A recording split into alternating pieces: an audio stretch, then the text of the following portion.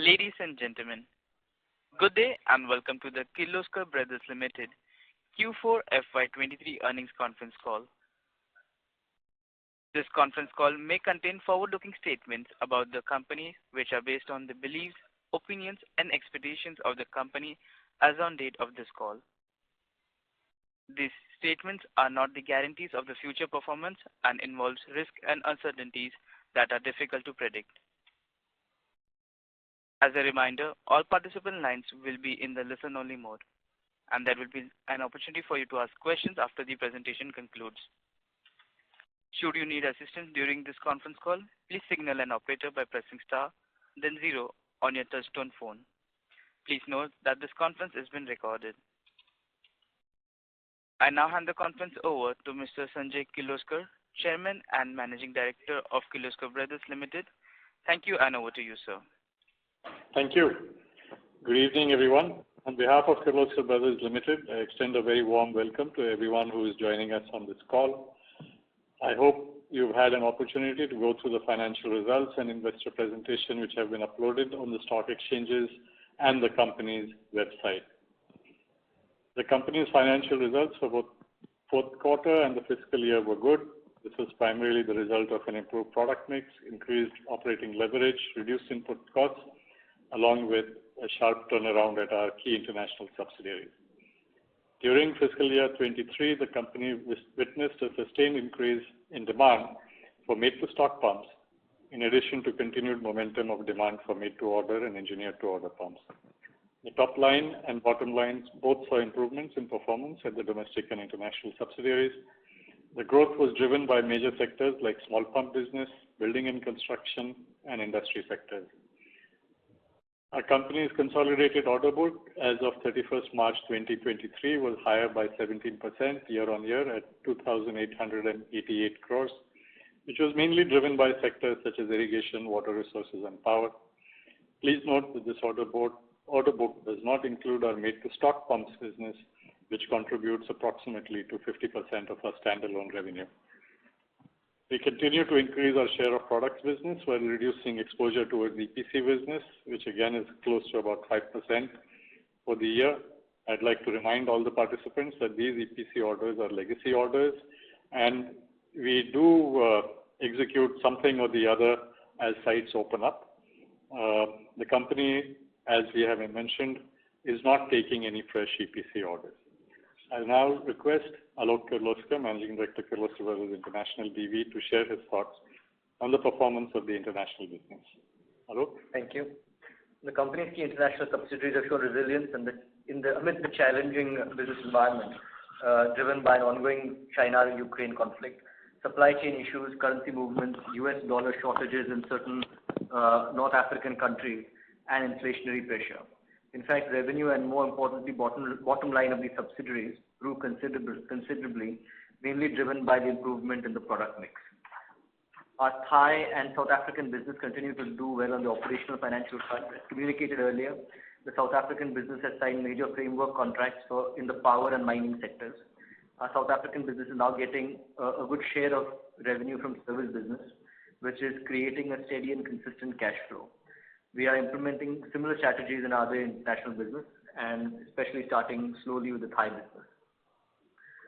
The UK and US business also witnessed growth in the top line. The company continued to focus on cost rationalization and increasing the penetration within the market, as well as enhancing its framework contracts business for services. The company is getting contracts from diversified sectors. In our Dutch entities, we are launching unique and innovative products which will be focused on the Benelux region. We believe this unique value proposition would be a growth driver for the turnaround of this business. The international order book now stands at 97.03 million pound sterling, which is about 109 million euros. Going forward, our focus remains on turning around the Dutch business, further diversify the order book by creating more daily business and growing our share of the framework contracts in the service business. With this, let me invite Mr. Mark Kirloskar, Joint MD KBL and MD Kirloskar Brothers, Kirloskar Ebara Pumps Limited, to take you through the performance of the domestic subsidiaries. Thank you, Alok. The company's domestic operations continue to grow at a healthy pace. The company has outperformed the industry growth during FY23, thus further reinforcing our leadership position. The healthy pace of growth was mainly driven by new product launches across applications in energy-efficient pumps. The company has a good product launch pipeline for FY24 as well. The company's made-to-stock pumps, which cater to agriculture, housing, and MSMEs, maintained a healthy growth. The company also continued to debottleneck and modernize various plants to reduce costs and increase efficiency. Our EBITDA margins expanded mainly on account of operating leverage, continuous focus on cost rationalization and process optimization. We continue to witness a healthy order inflow, which is getting reflected in our order book. Our order book is expected to grow by the uptick in public and private capex. Coming to domestic subsidiaries and JVs, Kawat Projects and Motors Limited continued its healthy growth pace. KPML's revenue grew by 8%, while its PAT grew by 20% in FY23. Kirloskar Ibara Pumps Limited also reported robust performance for FY23. KEPL continues to maintain high margins. We had multiple customer visits and audits for our high-grade casting subsidiary TKSL. We have received approvals from many customers during FY23. As a result, TKSL is expected to improve its performance over the next few quarters. With this, let me invite Mr. Chittaranjan Mate, our CFO, for the financial performance highlights.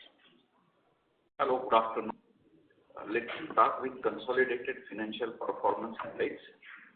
Starting with Q4 FY23, company had a strong year-on-year growth from operations at consolidated level at 18% to 1,125 crores, majorly driven by KBI BV, which grew by 77%.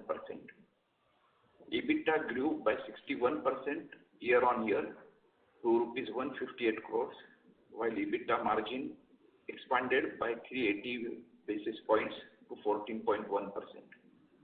Profit after tax grew considerably by 84% year-on-year to 101 crores. Now coming to full year FY23, net revenue from operations grew by 22% to 3,730 crores. EBITDA grew by 79% year-on-year to 426 crores, while EBITDA margin improved by 360 basis points to 11.4%. Profit after tax grew by 150% to 236 crores. Now coming to standalone performance for Q4, revenue stood at 794 crores compared to 763 crores, which shows a growth of 4%. This contributed approximately 71% of the consolidated revenue. EBITDA was at 121 crores, a growth of 24% year-on-year, while EBITDA margin expanded by 240 basis points to 15.2% PAT for Q4. PAT for Q4 stood at 80 crores, a growth of 113%. For full year FY23, revenue stood at 2,540 crores compared to 2,166 crores, which is a growth of 17% year-on-year. This contributed approximately 68% of the consolidated revenues. EBITDA was at 277 crore, which is a growth of 44% year-on-year, while EBITDA margin expanded by 200 basis points to 11%.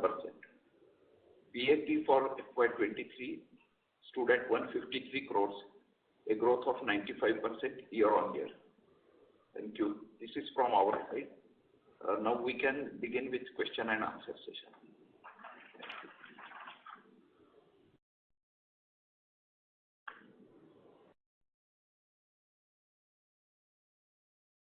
We can start the question and answer session now. Thank you very much. We will now begin the question and answer session.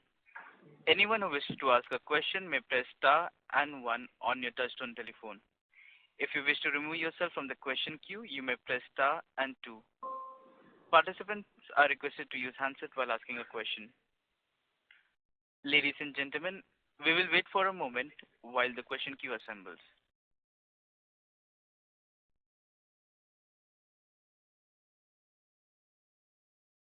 The first question is from the line of Sunil Kothari from Unique PMS. Please go ahead. Thanks for opportunity, sir. Congratulations for a really very solid improvement in performance in terms of profitability, industrial operation and all these things. Really very commendable performance. Sanjay, my question is broadly, we talking more about cost rationalization, process improvement, new product launches.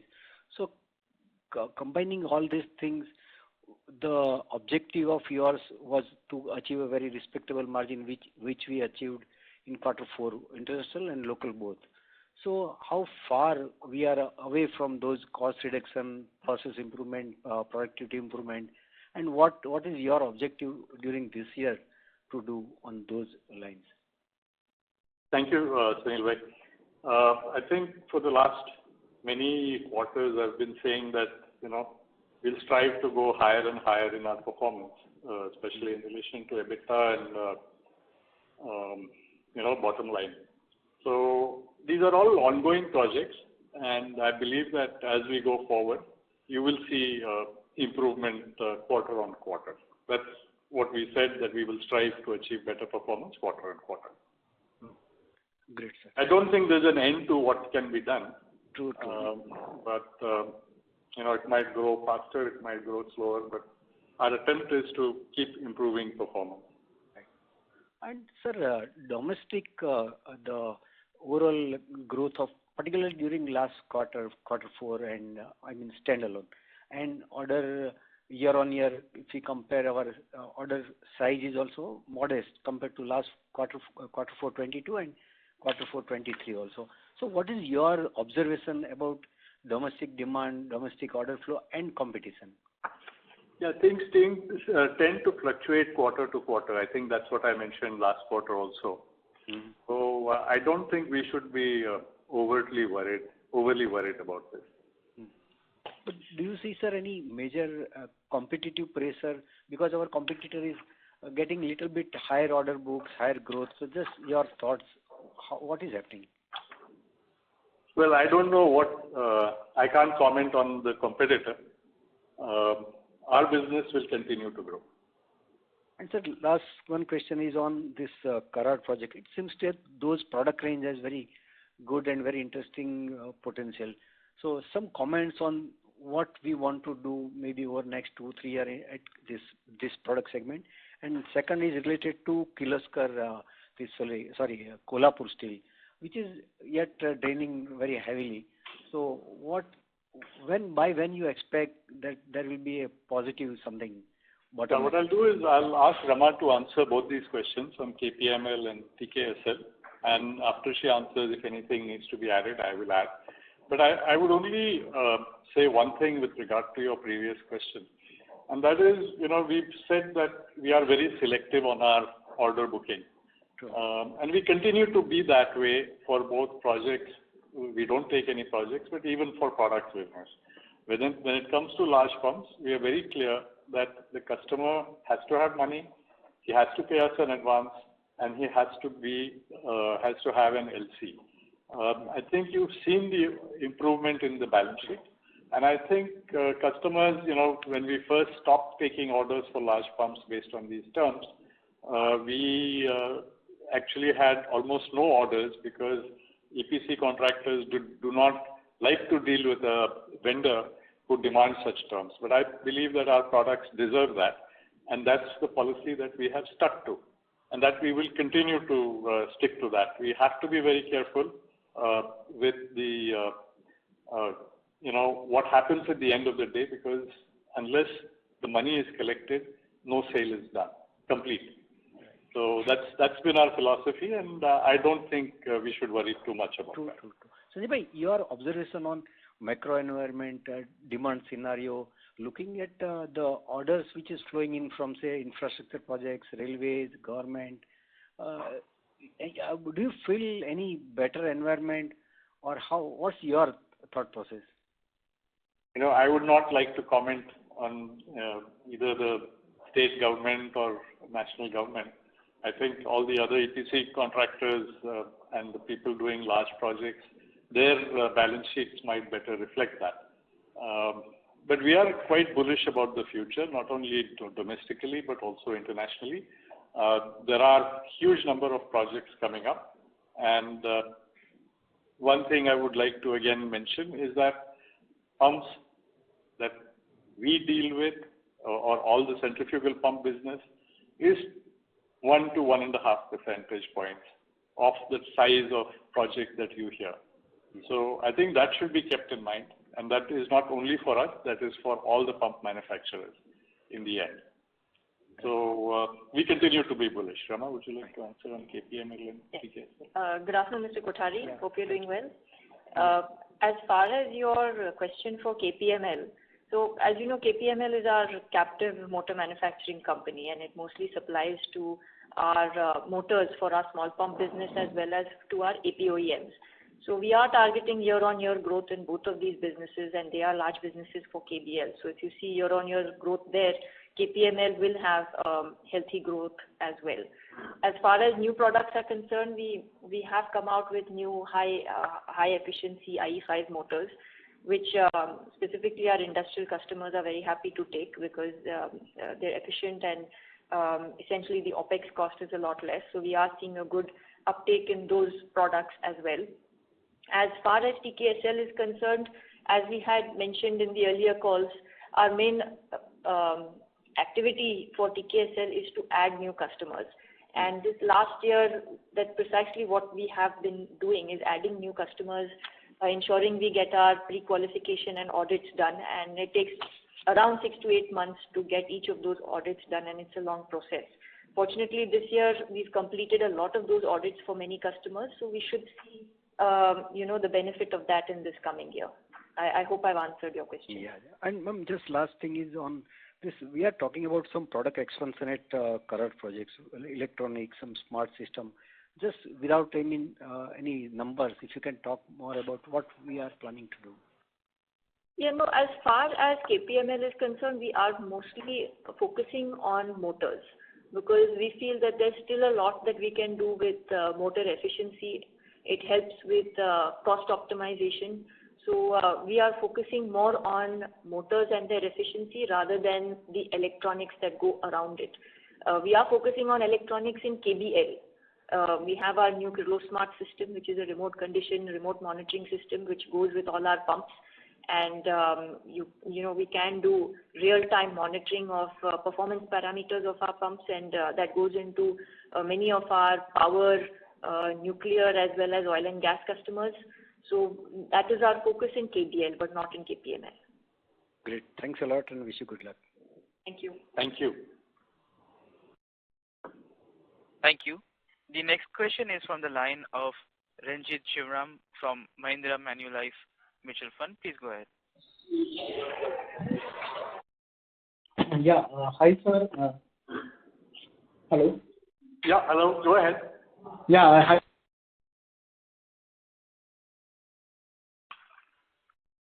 Hello. As the line of the current participant is disconnected, we move to the next question.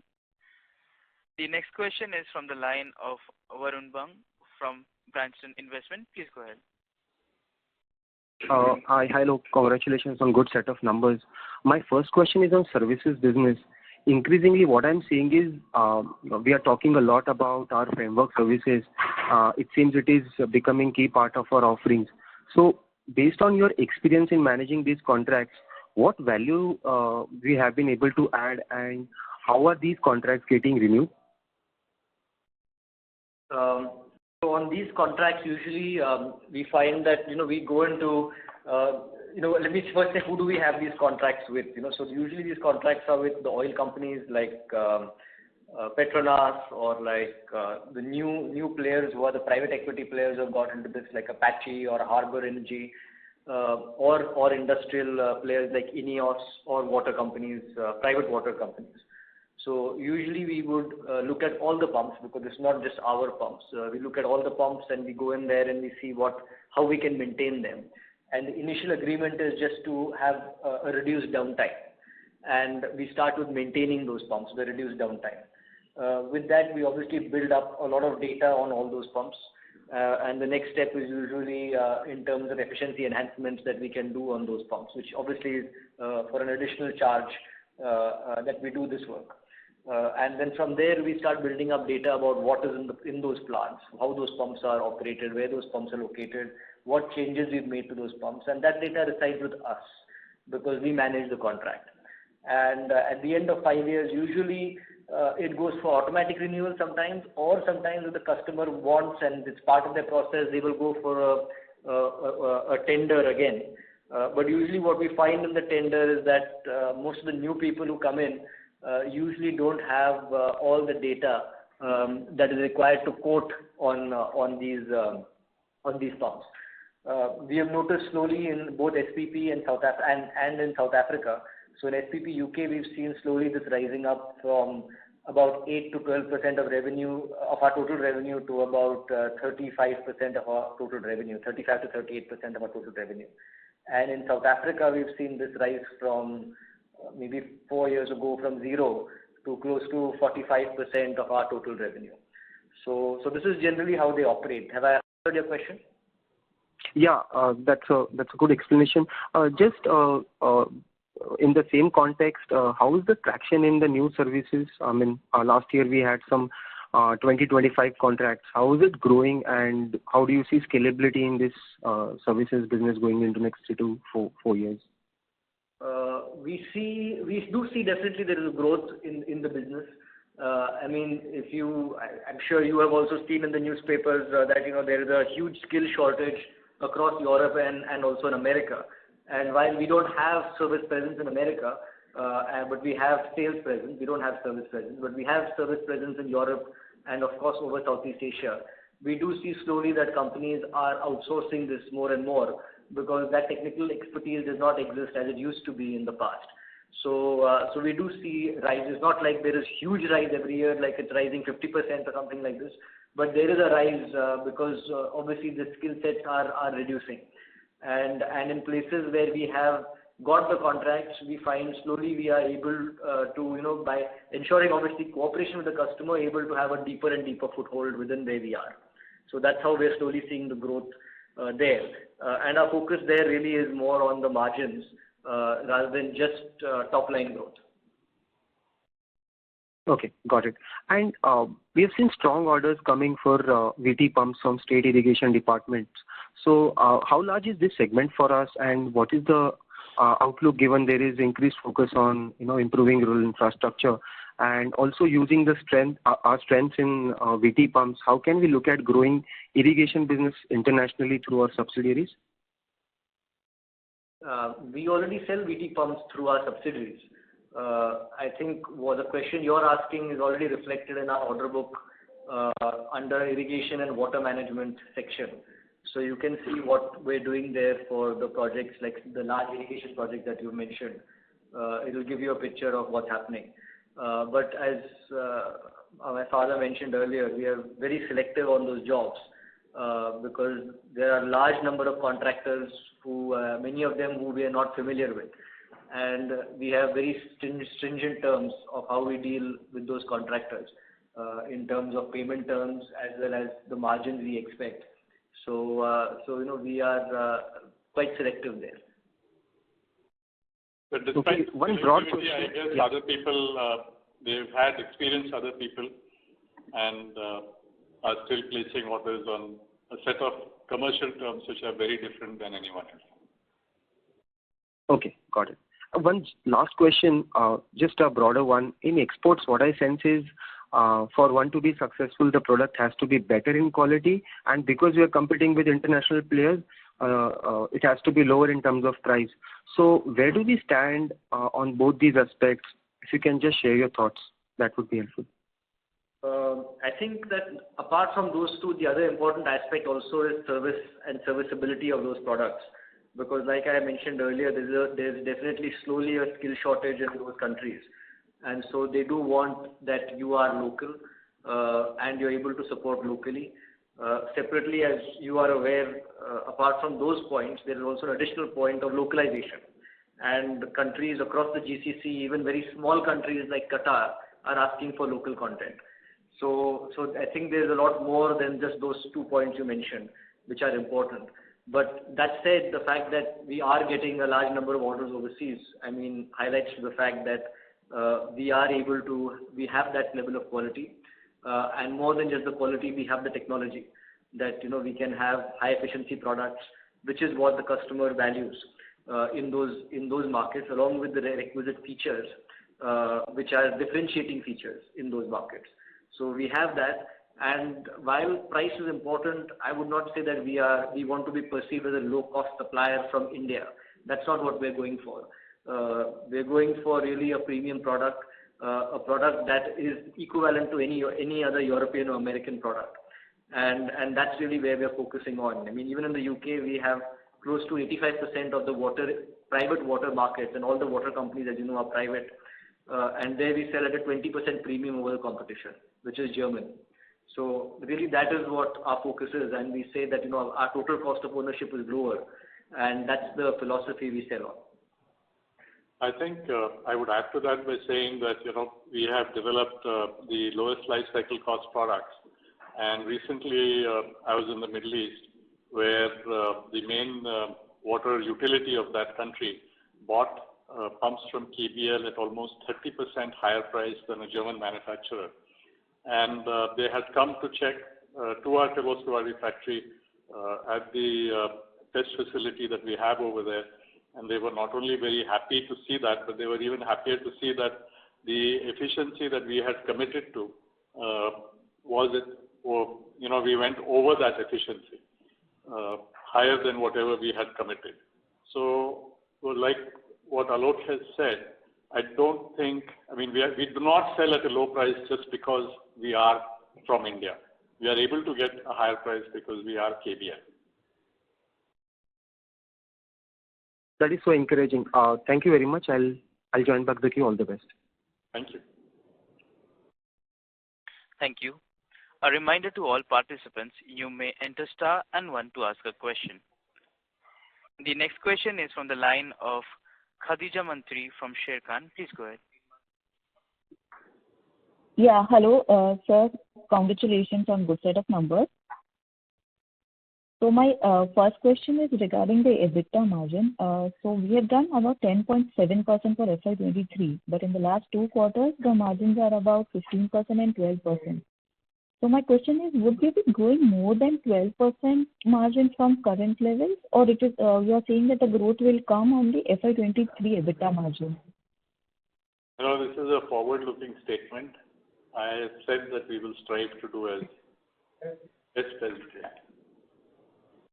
Okay, but yeah, given that the decline in commodity costs and also the increase in volumes, we should be doing better than at least 11% of the overall margin that we have done for FY23. Your words, not mine. Okay, sir. And also, last we spoke, you said that we are seeking opportunities in solar and nuclear and other emerging sectors also. So is there any update on that, particularly NPCIL's decarbonization plans? So we were looking at the small nuclear modular reactors. Solar we continue to grow, but as I have mentioned, we are not a system integrator. We supply pumps to system integrators on, again, our terms, which is money upfront. We are not going to wait for state governments or whoever is the end customer to pay and then get paid. As far as nuclear is concerned, I think last time itself I had mentioned that KEPL had made the first Indian designed, Indian manufactured pump for main boiler feed applications.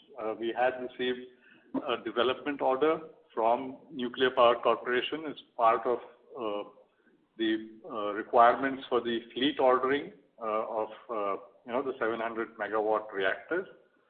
This pump has been dispatched, and it has been dispatched after all the requisite trials and tests and everything else has been done. And I guess all things considered, and we meeting all the requirements, we are qualified now to participate in those tenders which will come up for the fleet ordering. This is for main boiler heat pump. We had stepped out of the primary heat transfer pumps development program because of the conditions that were created for who they were going to order on. After giving us a development order, we have agreed with Nuclear Power Corporation that we will now get back in and develop this pump for them. As you're aware, many years ago, we again completely designed in India and manufactured in India the primary heat transfer pumps for the fast breeder reactors, and these were delivered over a decade ago. So we believe that we are quite capable and will be able to deliver and qualify for the requirements of the primary heat transfer pump for the fleet, their fleet requirements as well.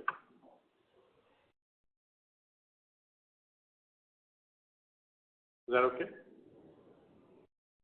Thank you. Ms. Mantri, may we request that you return to the question queue for any follow-up questions? Ladies and gentlemen, please limit your questions to 2 per participant. The next question is from the line of Ranjit Shivram from Mahindra Manulife Mutual Fund. Please go ahead. Yeah, hi sir. Sorry, I got disconnected previously. Congrats on a good set of numbers and very hearty to see such performance continuously from last quarter onwards. So just wanted to ask, Alok, right, the overseas have been one of the major reason when we see in terms of this performance. So what is the current mix of the services in the overall order book, or in terms of the revenue sources? If you can throw some color just to get an idea, is these kind of numbers sustainable, or will there be any kind of a one-off in these numbers? Mr. Rajit, if I repeat your question, tell me, because there's a lot of disturbance. Was your question how much of this order book is service? Is that what your question was? Order book is service, and also if you can give any clarity, is there any kind of a one-time or an exceptional thing in these numbers? Because the 9% kind of margin, because is that a sustainable trend you see? So I would say that approximately, if I look at the service business component, and now you've asked me this question offhand, so I'm going to give you a very round number, is probably less than, because as I said earlier in the earlier question, that we don't have any service business in the US, so that's zero.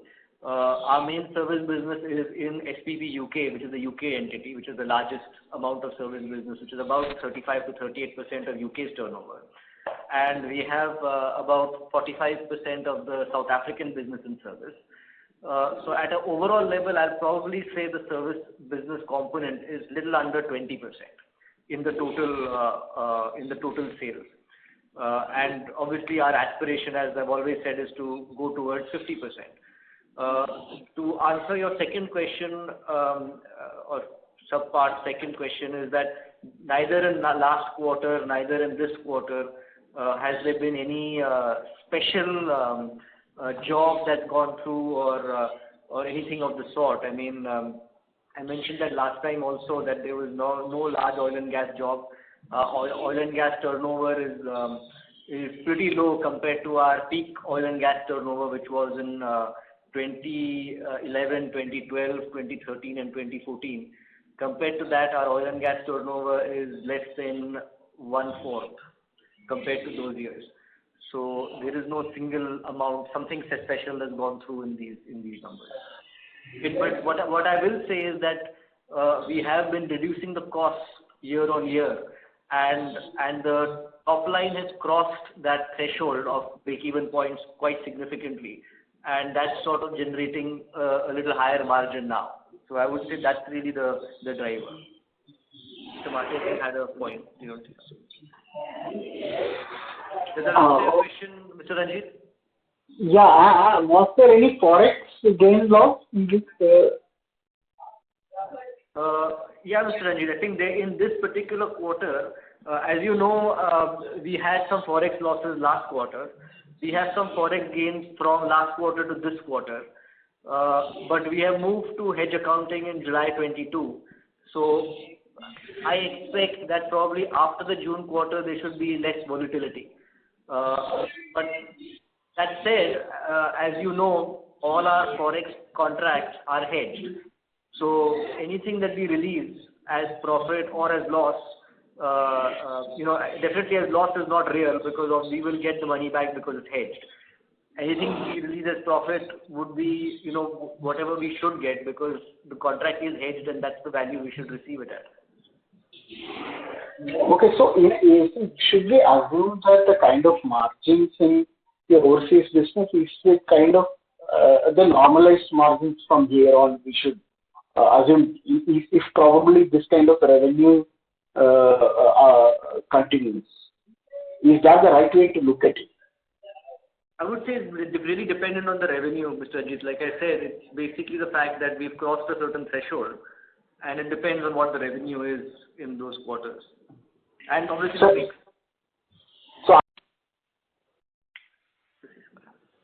Mr. Shivram, may we request that you return to the question queue for any follow-up questions? The next question is from the line of Himanshu Upadhyay from O3 PMS. Please go ahead. Yeah, hi, good afternoon, and congrats on good set of numbers. This question is to Alok, okay? See, Alok, if you look at the Bray Bar in last 3 years, consistently it has been the most profitable, okay? Let's say something like 20% plus EBITDA, okay? Will it be also the company having highest return on capital employed? And secondly, you stated that Bray Bar would have 45% of services contract and SPP UK would be something like 30-35. But the profitability of UK is much lower than Bray Bar. Is there something which is special in Bray Bar and that we have been able to hit consistently this 20% plus EBI, TDA, and whereas in other places which are still about 30% in services contracts, we are not reaching that numbers. And secondly, on this only, is the Bray Bar's revenue very different from what it was in FY19? Because at that period of time on similar revenue, the margins were 3% and currently it is 20% plus. So just some thoughts on that. Yeah, to answer your question, one is Bray Bar, of course, is much smaller as a company. The second point is that in Bray Bar, like you said, and like I said earlier, the percentage of services is much higher. So that's really been brought through over the last few years. In 2019, the percentage was much lower, but of course, they had started the process, but they had not bagged some large contracts that we have now on the services side, which are 3 to 5 year framework contracts. So yes, I mean, after the mix of revenue is totally different between 2019 and 2020 and FY23 in Bray Bar. The value of services is also close to 45%, like I mentioned. And that's really what's helping it really from 2021, when a lot of those revenues have come through. If you're comparing it to SPP, what you're seeing there is SPP UK plus SPP USA. And like I mentioned earlier, there is zero services in SPP USA. So if I consolidate the two entities together, the service revenue would be probably at under maybe 18 to 19% mark, the services revenue. So if you look at it, the service revenue is much lower, and SPP UK is much larger in terms of the sizes.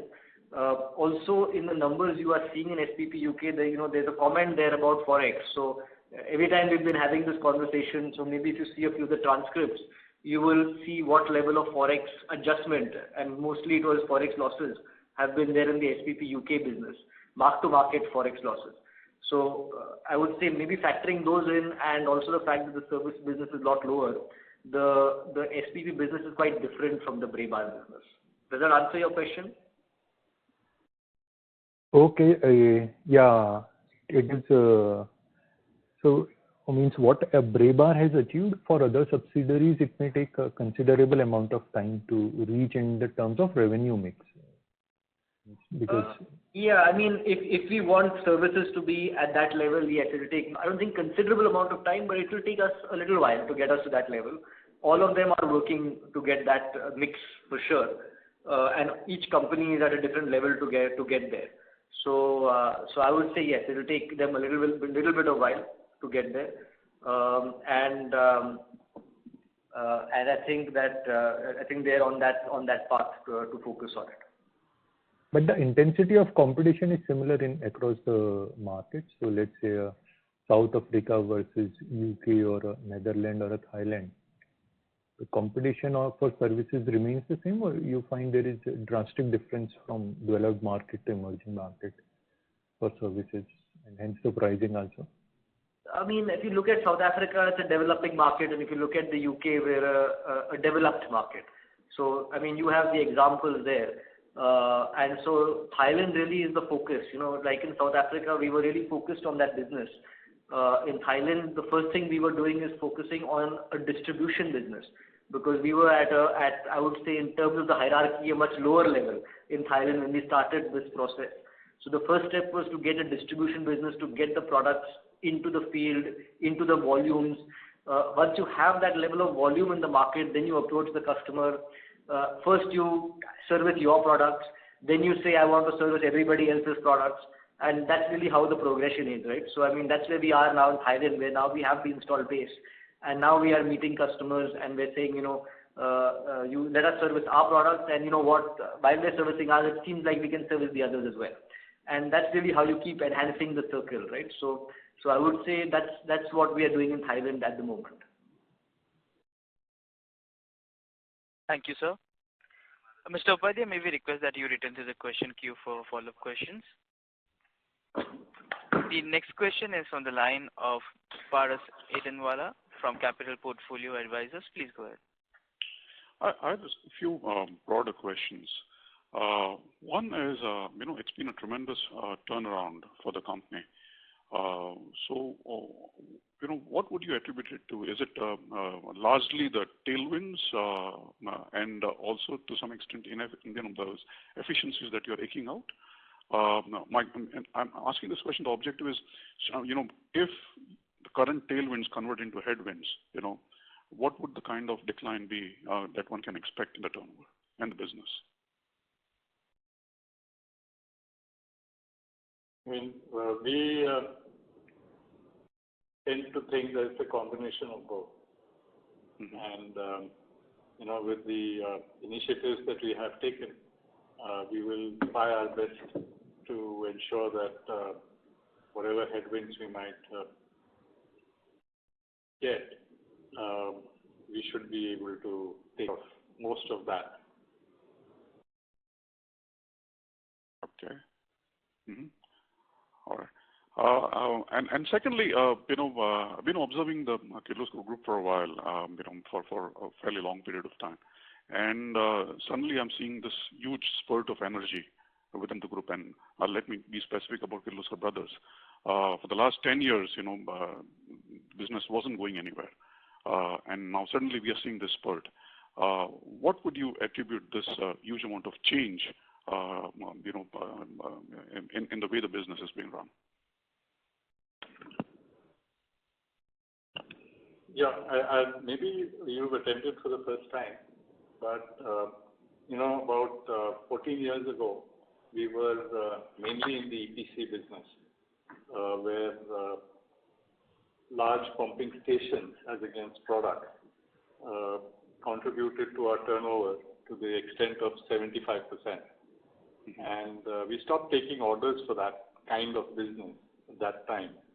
And what you saw over a period of time was that the 25% of the business going to now 95% of the business and 75% coming to pipe. So, yeah, we were going nowhere if you looked at it as a company, but there has been tremendous growth on the product side, and that too with the stiffest commercial terms in our industry. So what we have done in the last few years is, as the project business declined, we came out with many new products. We increased the capacity at our plants, and we've tried to ensure that regardless of anything else, the cash situation improved. So that's what has happened. On a gross level, you saw turnover stagnating, but internally, as I have pointed out earlier as well, the EPC business has come down and the product business has gone up. So that's the change. Okay, excellent. And just finally, the kind of top line growth that we've notched up, in FY23, would you say that it's largely because of the low base that you had earlier, or do you think this probably seems to be a normalized kind of growth?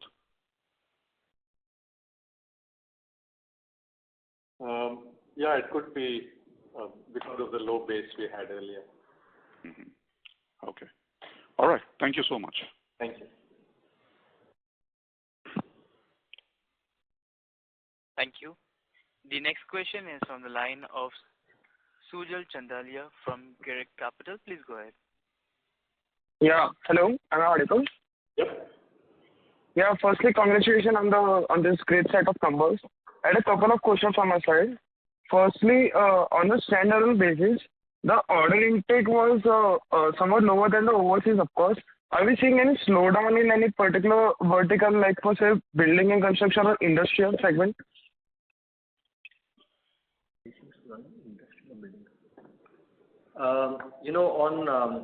In the domestic area, industrial or BNC, we are actually not seeing a slowdown. As you probably are aware, there is a lot of investments in distilleries, steel plants, cement plants. So I think that business is quite strong, and similar situation in BNC. I would say that sometimes I think quarter to quarter the situation changes, and as you know, very often there are a lot of delays in order placements. But in terms of opportunities, I think the number of opportunities in the domestic market still seems strong. But at the same time, maybe on the infrastructure projects like irrigation, water, we are more selective, and we will only pick up the orders where our commercial terms and our profitability thresholds are met. Okay. Got it. And the second question was around, the presentation we have got, in that 23 slide, the breakup in made to order, made to stock and engineered to order, is it on a consolidated basis or a standalone basis? It's on standalone basis. Okay.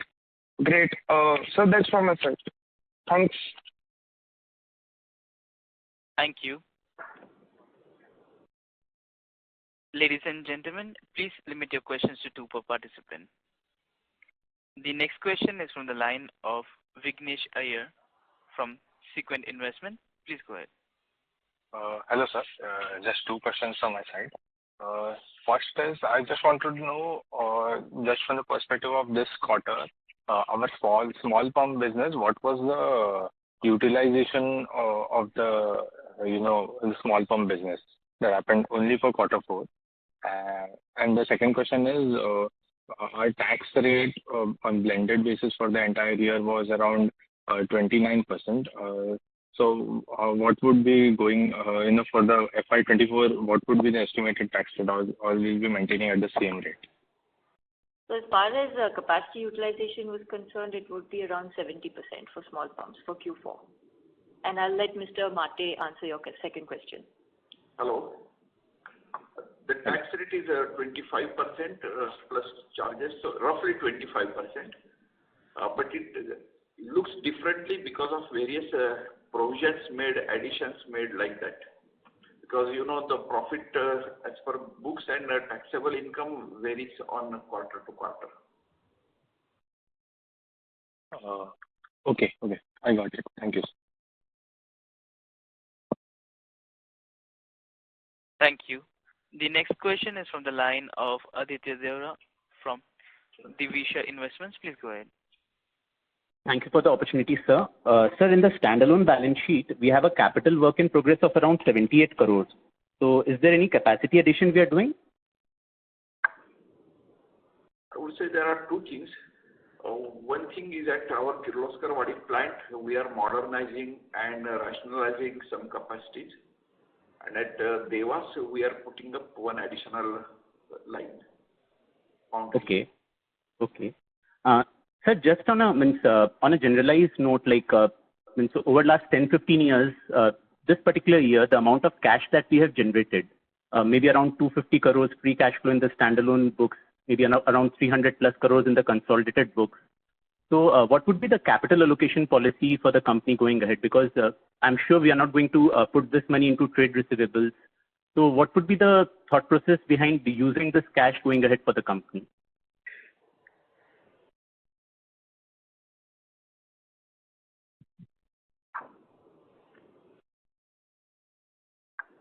I think that's a very good question. We will see whatever opportunities come up.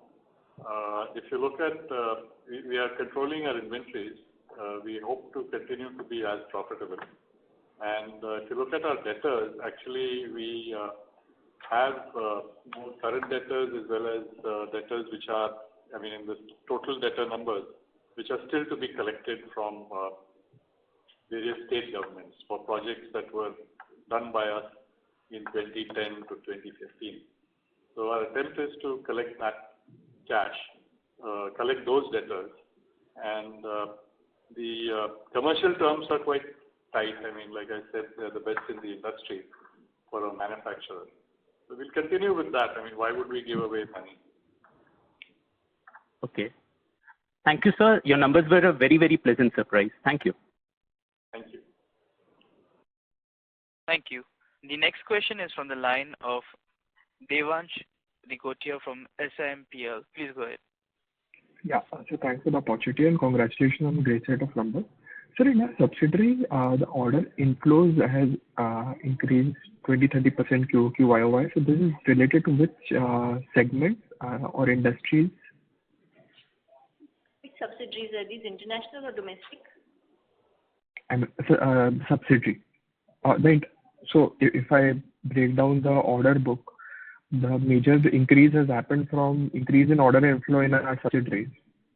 Is that right? Yeah. So I would say the main increase in the international subsidiaries is coming from SPP, both SPP UK, USA, as well as Kirloskar Thailand, KBTL. These mostly are coming from jobs in water supply,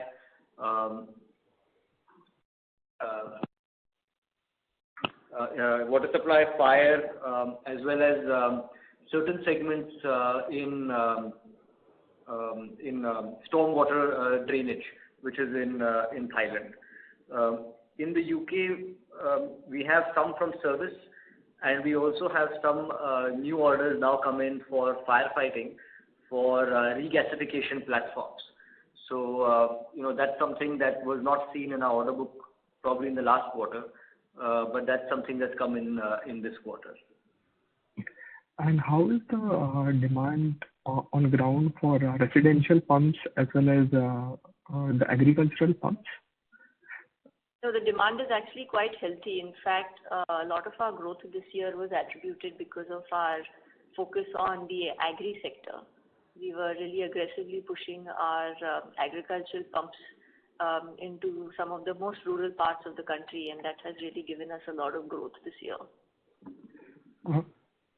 And how is the nature of competitive intensity in both these segments? So this segment is extremely fragmented, but I mentioned this earlier in the calls. We have quite a large breadth and depth of product range which others don't, and I think that's one of the main advantages of KBL in the agri sector. And in case of oil and gas, are we seeing any kind of demand moderation incrementally? In the case of? Oil and gas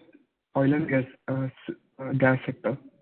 So there are quite a few expansion projects going on, and in fact, Kirloskar Ibara, which specializes in the API oil and gas pumps, they have quite a healthy order booking of around 500 crores this year. So I think we are seeing quite a bit of uptick in this area, both in the international and the domestic area.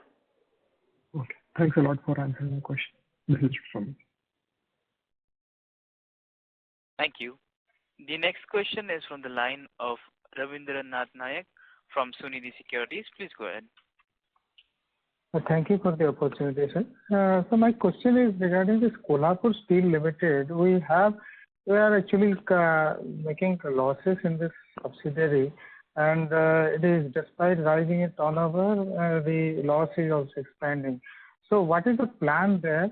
That is a first question. And also, when we will expect that we are having a better traction in the US market? Thank you. Sorry, your second question was satisfaction in what? No, US markets. I'm just let me say when we are looking at the growth from the US market particular. Okay, I'll answer your first question. So TKSL, the last year was focusing more on getting its customer approvals. That could not happen the year before because of COVID. In fact, for the last 2 years, we were not able to do customer audits or approvals. And like I mentioned earlier, it takes around 6 to 8 months to get the approvals, the pre-qualification and the sample castings ready for the end customer to place orders on this foundry. So we should see an improvement in this year. Okay. Can you repeat your second question about the US business? US business, actually you mentioned that your service and also the business in US is almost very limited. How should we grow in the US market? So that is my second question. In the US market, we are very focused on a limited range because, as you know, the US market, first of all, is very large in size and in terms of market size, but also very large in terms of physical size, and is full of our global competitors. Many of them is their home country. So when we entered the US market, we only entered into very select segments because we can't fight everyone in all segments. So we are mainly in firefighting and we are in municipal water. We cater to these segments through 2 companies. One is SPP Pumps Incorporated and the other is Synchroflow Incorporated. One does fire, SPP, and one does water, which is Synchroflow. So at the moment, we are not looking at service business there because, first of all, fire pumps, which we sell into the real estate segment as well as the industrial segment, generally don't require that much service. And the large water supply pumps that we have, at the moment they're still quite new, and our population is quite small in the general American market. So we are not yet looking at service there. While we do service fire pumps in the UK and in the Middle East, in countries like in Emirates like Dubai and UAE, etc., generally fire pump services are not very profitable if you have to travel long distances. So usually we have our fire eye system, which is a remote diagnostic system on a fire pump. And usually we have a AMC and we visit them once or twice a year. So if you have volume, like in the UK, we have about 1,600 such contracts. Then we will, as whenever the engineer is in the area, he goes and visits one of these and completes the contract of visiting once or twice a year. So, but the contract itself is not very profitable just on fire. So that's not a focus area right now in our US business until we build up the critical mass in terms of volume and installations. Okay. So it will take some time to grow in the US market, to say. For services, yes, because the market is massive, as you know, both in terms of physical size as well as in numbers. And so we are, we have presence in very good presence in certain states, and there are certain states where we don't have a lot of presence when I'm talking about new products. So I would say first is, seeding the products, and then after that you get the services, step by step. And that's really how we've tried to see that we are ensured that the company makes profit in the US. Thank you. Mr. Naik, may we request you return to the question queue for follow-up questions? The next question is from the line of Pratik Kothari from Unique Portfolio Managers. Please go ahead. Hi, thank you and good afternoon. First of all, congratulations to the team for such an outstanding execution. My first question to Alok. Alok, historically, we have always mentioned that quarter 4 is usually a weak quarter for international business. I did take your comment that there were no extraordinary one-offs or no oil and gas large orders or nothing on the services side. So can you just, because we see this in our execution in the order book, in our order inflow, etc. I mean, very large jump even on a quarter-on-quarter basis, which is unlike in the past. If you can just highlight what is driving this, where are we getting this business from? Thanks, Prateek. Prateek, yes, the reason why I always say that is because quarter 4 for KBL is actually quarter 1 for the international companies. And yes. As we know, usually quarter 1 is not always the strongest quarter. So that said, I will say that one thing that we've been really pushing for is increasing the baseline business, which is our service business, and our fire business and our water business, which are the core businesses. So these are something that we're trying to inch up in terms of how much we do per month, because we have very clear product mix and break-even levels for getting for especially SPP UK as well as each of the other companies. So that has been our main objective over the last few years, and that's slowly coming up as the service business and the other product businesses also enhance to that level. So I would say that is one factor. The other factor, as I mentioned, is that we do have slowly built up over the last year and coming into this year a larger order base on Middle East projects as well as some oil and gas projects. So the Middle East projects are mainly in water supply for large expansions being done in many Middle Eastern Emirates as well as countries. And the other is for oil and gas, which is normally FSRU units right now, which are quite popular, as well as some expansions in offshore installations. So I would say that the order book now, which I think you've seen the size of earlier, has a mix of these two. And this is why you're seeing that jump in the top line. Does that answer your question? Yeah, absolutely. Absolutely, yes. And my second question is, in the cash flow, if you look at it, we have taken about 35 crores of provisioning for some advances or bad debt. So just, is this related to projects first? Not necessarily it's related to projects. Even certain large orders where customers are having problems in arranging funds, we had to make provisions. And some provision we have made for expected credit loss, which is as per policy. So there are delays from customers in paying, but as we go on collecting, we reverse those provisions. So it's a mix. So the reason I ask this is because it's a large number. It's double from what it was last year and almost 1% of sales. So this is an expected number to go ahead also? At present, it is not expected to go up. Okay. Fair enough. Thank you and all the best. Thank you. Thank you. Due to time constraint, that was the last question. I would now like to hand the conference over to Ms. Rama Kirloskar for closing comments. Thank you very much. I'd like to thank all the people who attended the call for their good wishes, and look forward to all of us having greater growth in the coming year. Thank you. On behalf of Kirloskar Brothers Limited, that concludes this conference. Thank you for joining us, and you may now disconnect your lines.